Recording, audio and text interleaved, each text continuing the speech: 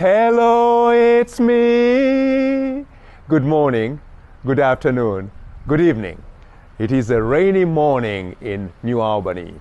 And as you can see in the background, this beautiful manger, outside manger scene, nativity scene, you can notice that the Magi, the astrologers, have already arrived, even though Epiphany will be celebrated on Sunday as we close out the Christmas season. But yes, it tells us of that revelation, that how God, the Son of God, was revealed to them, the same Lord and God who's been revealed to us, who has come into our world. And on this 4th day of January, we happen to celebrate the feast of St. Elizabeth Ann Seton. And incidentally, in our book, the gift that a parishioners got for Christmas, the Wisdom of the Saints, we find that on this day, the quotation of the saint is of St. Elizabeth Ann Seton. I've heard this quotation before, but for some reason, I didn't know that it was St. Elizabeth Ann Seton who had said this, but she said, "Live simply so that others may simply live. Live simply so that others may simply live." And that can be taken on many levels, Somebody may start out right from maybe from an economic, practical point of view, and maybe even thinking of ecology, thinking of our world, our planet, as people worry about what's happening to the world, to the planet, and how we are using it. Somebody may say, maybe we need to live simply so that others may simply live. But on the other hand, there is the fact of how we use, how we consume. That too can be an aspect of it. How we consume things. Are we conscious not only of what we use and how we take versus how others live, especially those in nations that don't even have places of our world, even maybe of this beautiful country, places where people don't have enough, can't get enough of the essentials. But then it also comes beyond that sense of practical, economic, maybe even, like I say, thinking about the environment. What about also in attitude?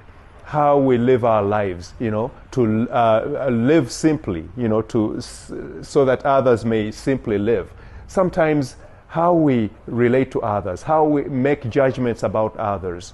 I think when I think of live simply, this also calls for a sense of humility.